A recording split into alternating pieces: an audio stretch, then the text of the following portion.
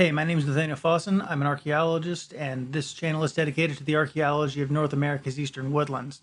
This is the second video I'm doing as part of a series on a site called the William Springs site in Alabama that I worked on in 2014 as a kind of a block supervisor and general excavation supervisor. That was with a company called Alexander Archaeological Consultants. The first video that I did in this series was mostly focused on the chipstone tools, the spear points and knives and things like that.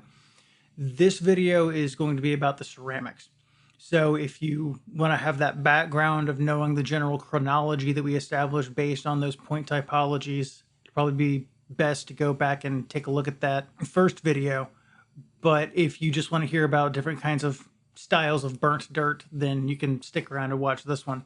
All right, so jumping back in with the ceramics, we recovered more than 33,000 ceramic artifacts, potsherds, and more than a third of those were over a half-inch long, and those that were over that half-inch threshold were what we actually analyzed. Anything below that is kind of too small to say a whole lot about other than tempering agents and things like that. Before I get into the William Springs ceramics themselves, I never actually made a Ceramics 101 video back when I was doing the 101 series. So I'm going to have to kind of make up for that here and talk about some terminology. A fragment of a ceramic vessel is called a sherd. This differentiates it from a piece of glass, which is a shard. So when we're talking about potsherds and things, that's all we're talking about is some fragment of a ceramic vessel. Ceramics are analyzed based on two major attributes: the tempering agent and the surface treatment. And then there's a bunch of other secondary characteristics that we can look at also, but the two big ones are going to be the temper and the surface treatment. Temper is an additive that potters mix in with their clay in order to improve its robusticity, prevent breakage during the firing process. And this combination of clay and tempering agent and water is called the paste. The paste recipes tend to be very conservative over time and over space, because once a potter learns to fire pots made with a particular paste recipe, there's not really a good reason to change that. If you do change your paste recipe, then you have to change the firing process, and it's just, there's really no reason to do it once you've already mastered a firing process with a particular paste. And these paste recipes tend to be taught generationally. So unlike something like a surface decoration, which you actually notice about someone else's pot and you're might want to imitate, there's really no reason to try to imitate someone else's paste recipe once you've already learned one from your family.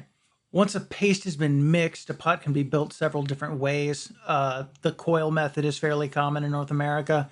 You can also just hand mold it into the shape that you want. There's also kind of a cool method where a potter will dig a hole in the ground in the shape of the pot that they want, line that hole with a net, and then pack the clay along the inside of the hole, creating like a mold, and then lift the net out. This leaves net impressions on the pot themselves.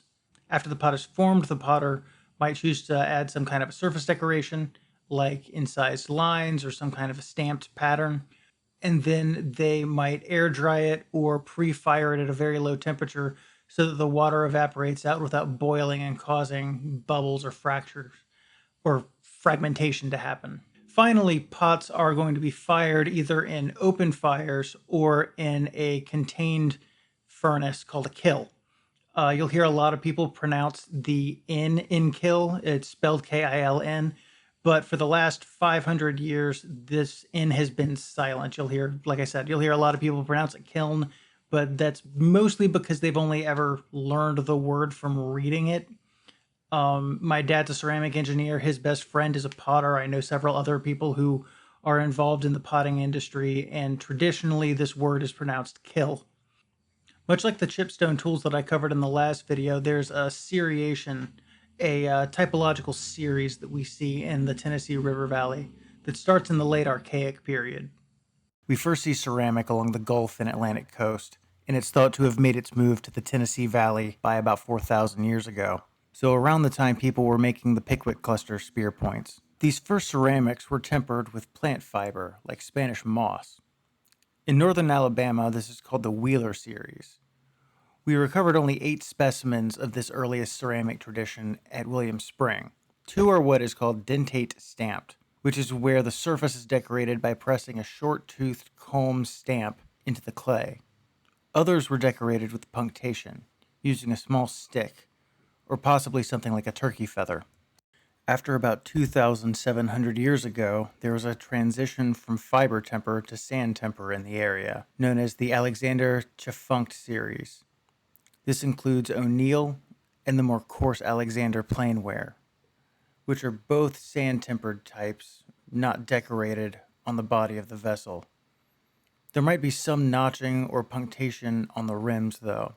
Alexander-incised pots have decorations cut into the paste, like parallel lines or geometric patterns. There's also a rim decoration where the potter pressed a small stick into the interior of the rim, which pushed out a small lump called a boss on the outside. These often erode, leaving small holes around the rim. We recovered a non-local specimen called a Bayou Basin incised sherd, which has a finer sand temper and an incision pattern that leaves little blocks, called a zone pattern. This style is more prevalent to the south. There's a transitional phase represented by 3 sherds that have both sand and crushed limestone temper, and no decoration, which tend to date to the early woodland period. When pottery really takes off in the Middle Woodland, around 2,400 years ago, limestone temper is the local norm.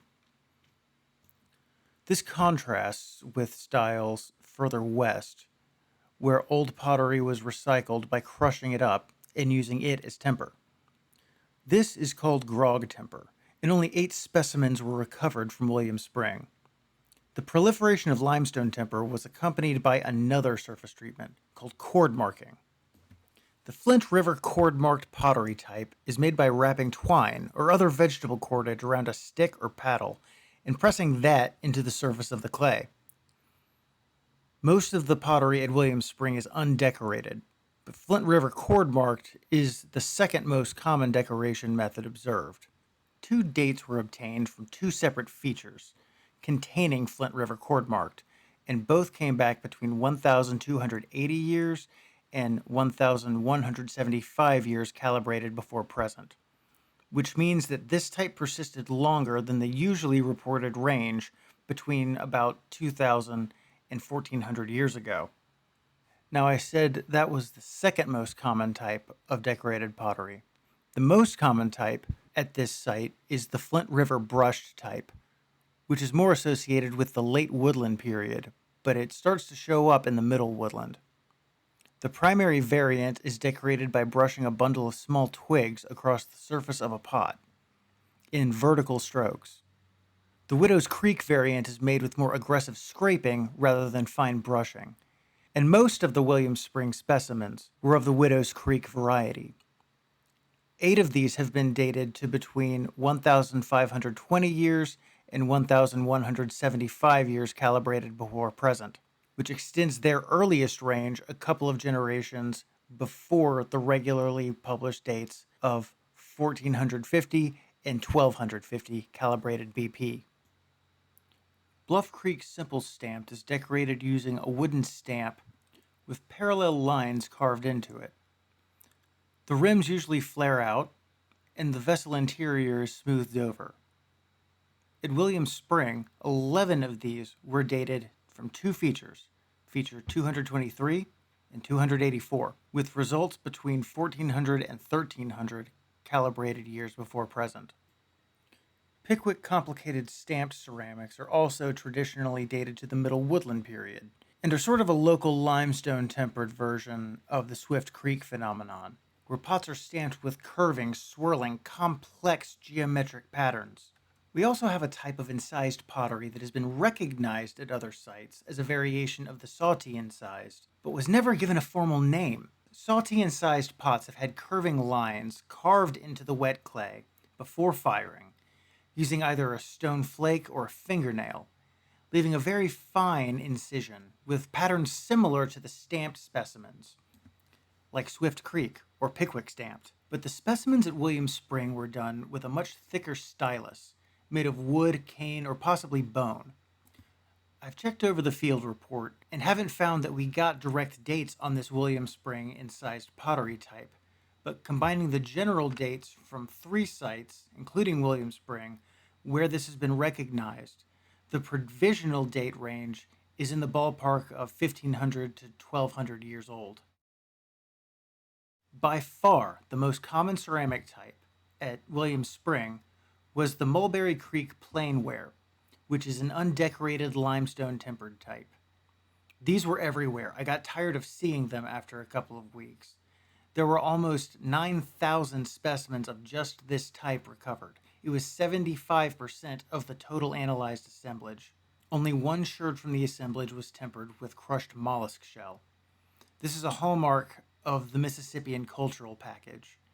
The specimen itself was too eroded to identify if there was any kind of decoration on it or not. Looking at the entire assemblage's decoration by percentages, the brushed and cord-marked types were the most common, with everything else representing minority styles.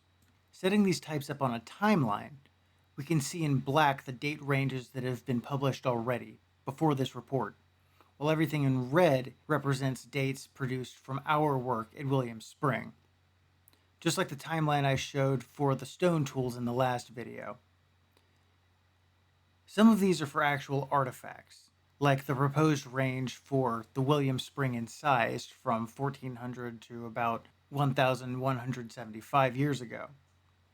But most are for specific features that contained these ceramics. There's also an error that I want to point out on this timeline.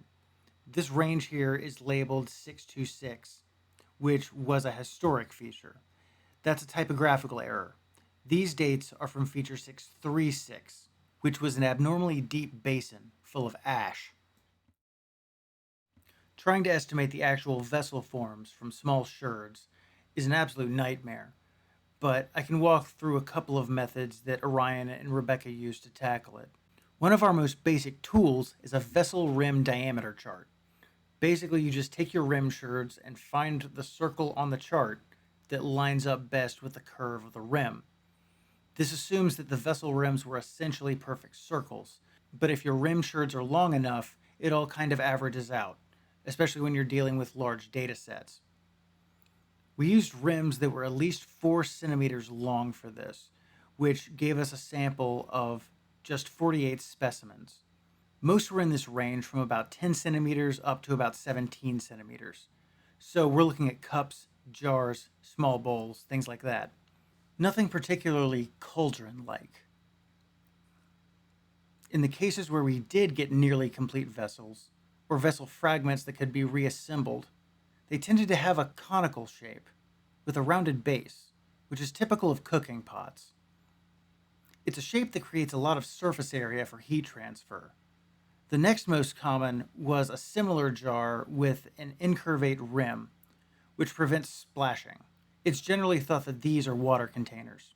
So just to wrap this up, we've extended the age range of the Bluff Creek simple stamped style to end about 100 years later. We've produced evidence that Flint River brushed ceramic started earlier and ended slightly later than we previously recognized.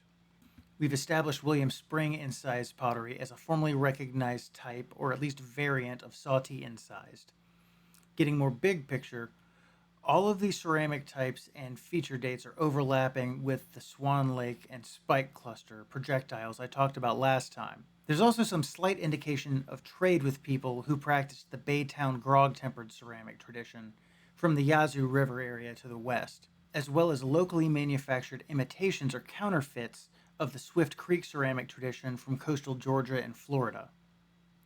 So that's it for the ceramics. I'm planning to take on the animal remains next time, so keep an eye out for that. If you have any questions, my comment section is opened.